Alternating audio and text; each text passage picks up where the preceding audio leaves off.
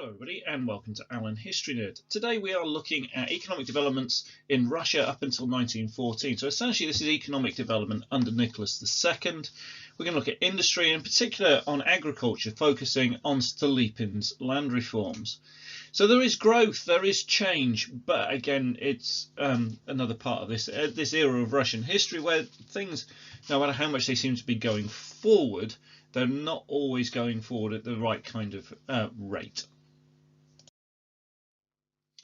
So developments in agriculture, agriculture is going to be the foundation of any growth in the Russian economy because it is the vast majority of the Russian economy. Now, if it's going to move away from that, it's going to need some fairly major reforms to the agricultural base to allow it.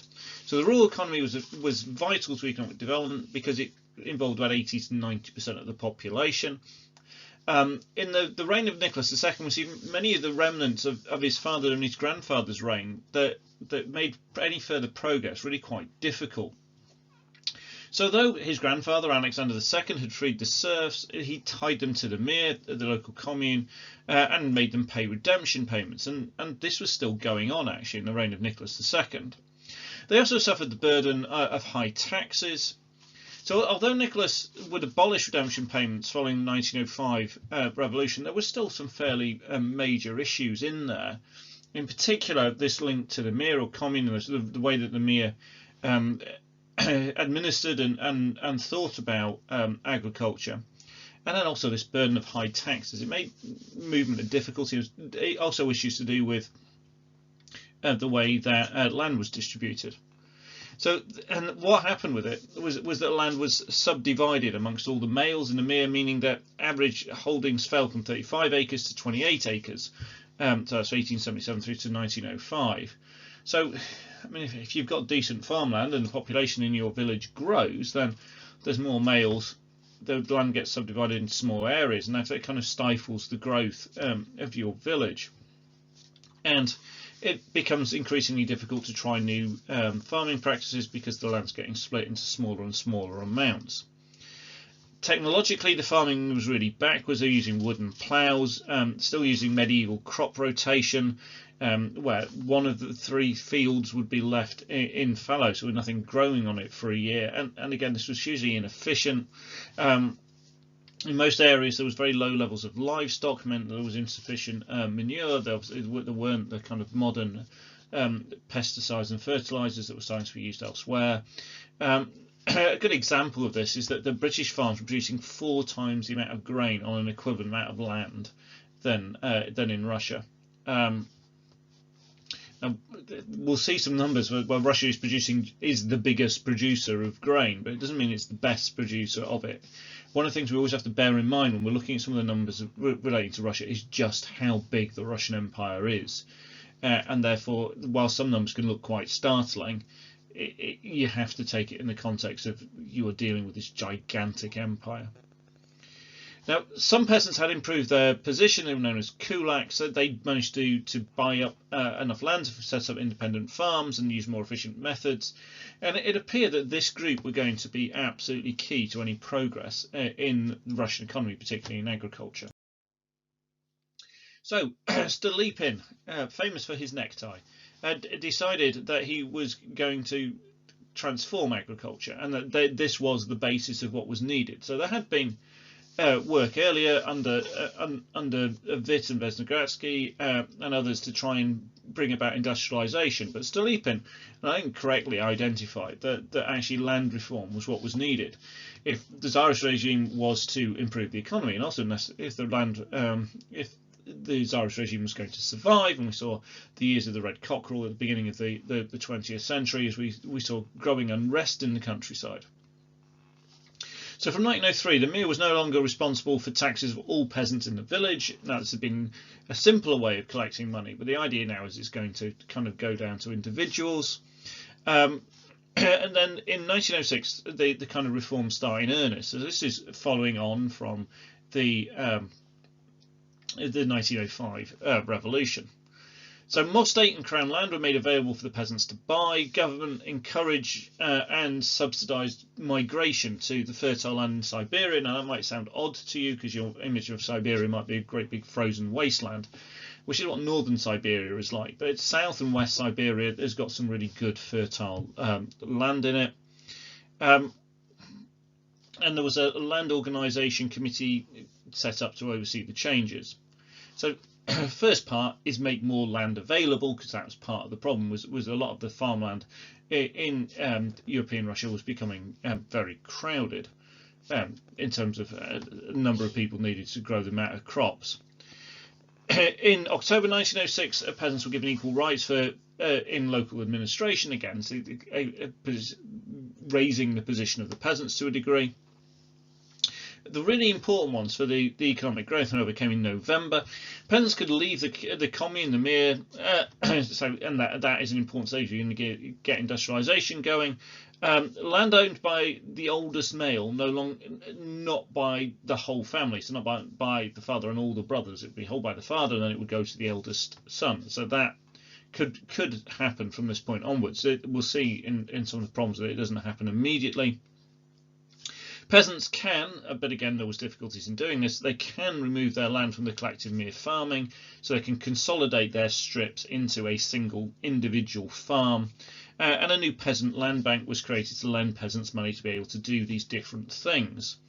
So the basis there for real agricultural change is put in place. The position of peasants is further improved in 1907 with the redemption payments being abolished. Is something that was promised from the time of the October Manifesto, though there were very few peasants who were still paying full redemption payments at this point anyway. And then 1910, any commune that was not redistributed land since 1861 was dissolved. So they're starting again on this line of reform. Now, Stolypin interestingly said that he needed 20 years of peace to fully implement his reforms. So we see these reforms in earnest started in 1906. He was killed in 1911, so that's 5 years. And then 3 years after that, so which is 8 years, World War I broke out. That's then followed by a civil war. So one of the difficulties in judging Stolypin's agricultural reforms is he quite clearly sets a time in which is needed for him to carry out those reforms successfully, because they're fundamentally shifting the way that agriculture in Russia works, and he just doesn't get it. His reforms did continue after 1911. They're continued by those who follow him in the Tsarist government, but we get to 1914 and we've not had the length of time that he'd asked for. Now, there is improvement in agricultural output. There is a freeing up of labour needed for industrialisation. So that there are going to be some successes in this, but there are also some flaws and some difficulties. So we'll look at the successes to start off with. So 3.5 million peasants migrated to Siberia, which became a major producer of cereals, so things like grain and dairy. By 1915, there was more success in the percentage of land owned by peasants increased quite significantly. So in 1905 it was about 20% of the land. By 1915 it was nearly 50% of the land. So we're starting to see a transformation in that.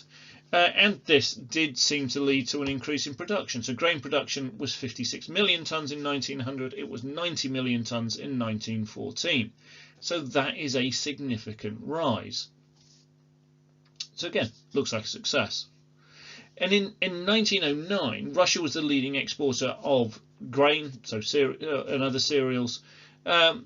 So again, that looks like a success. But then we might hark back to Vesnogradsky, and we shall not eat, but we shall export.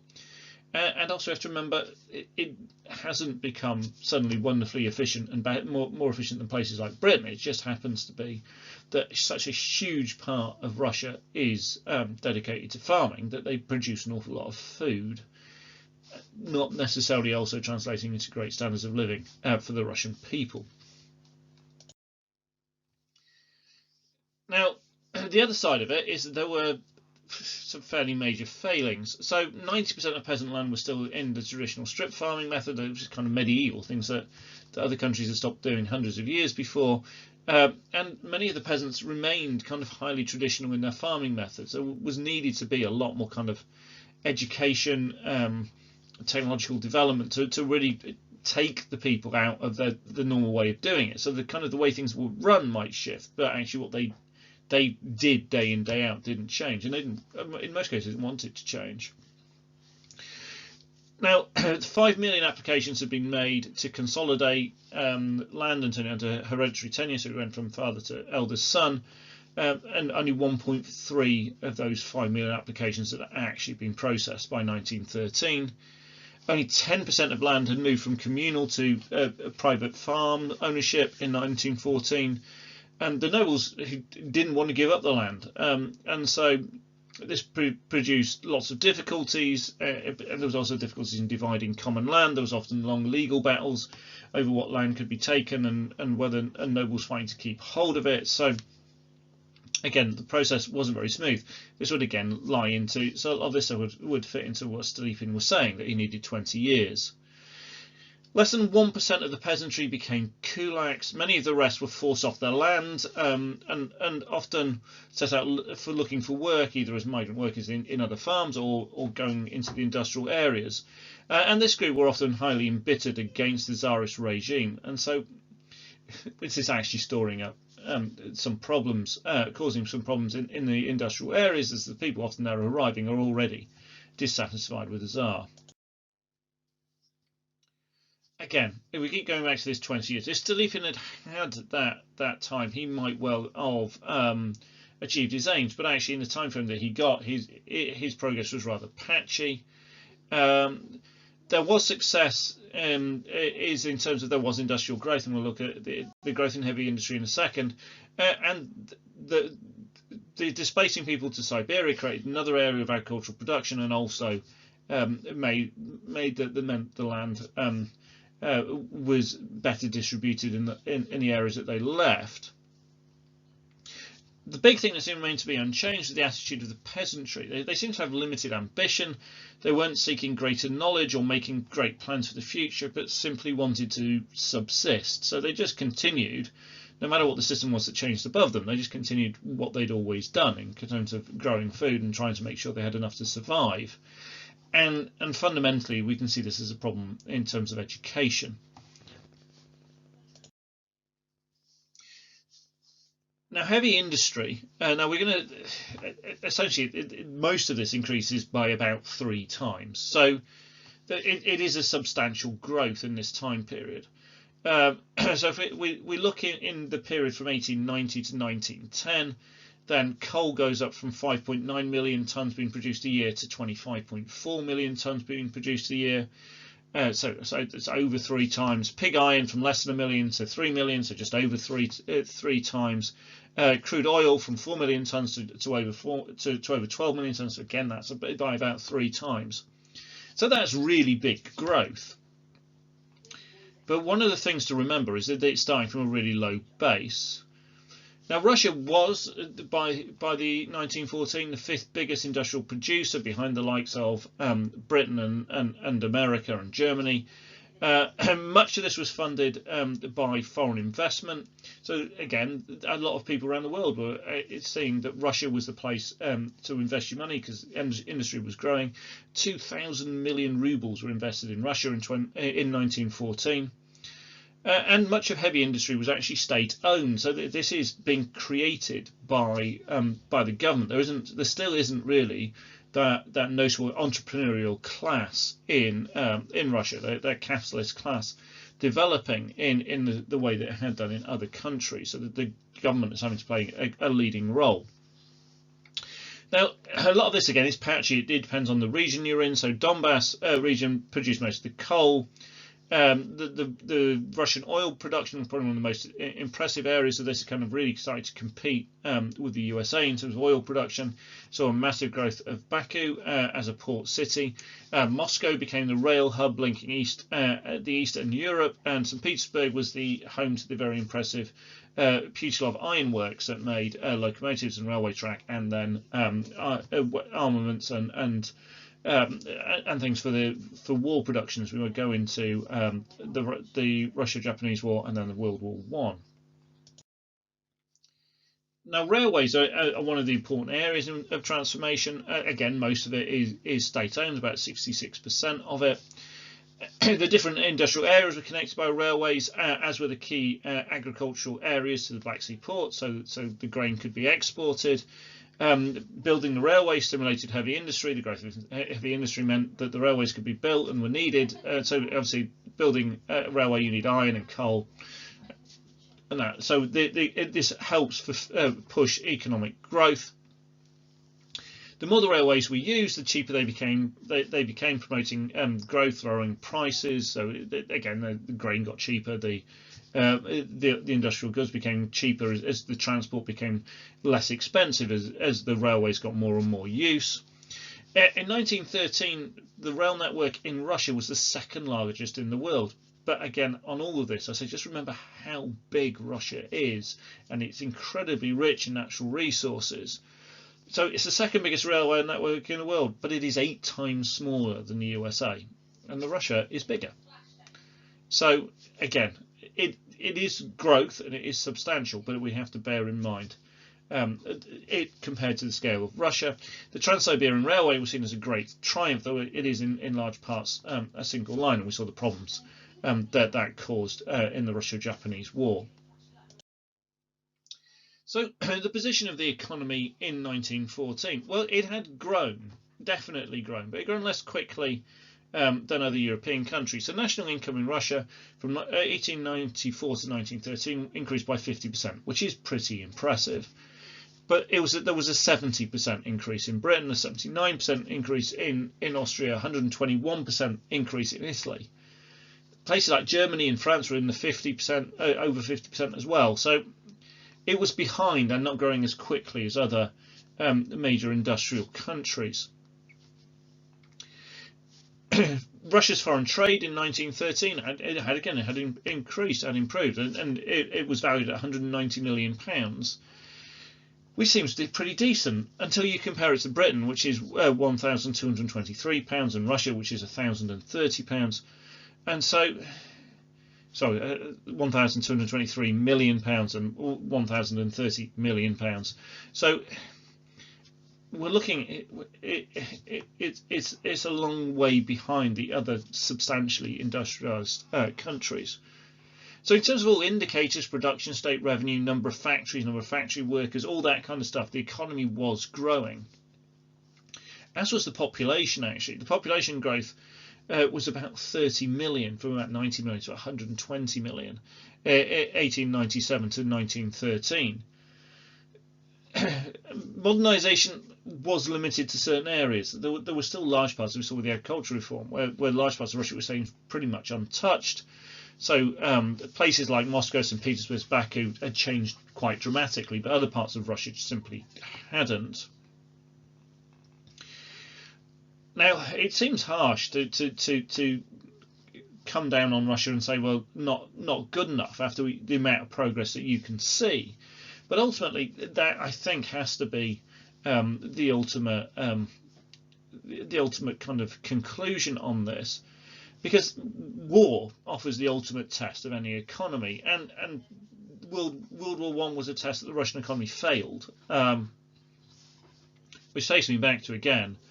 Stolypin needed 20 years. He didn't get it. The economy didn't move to a position where it was strong enough.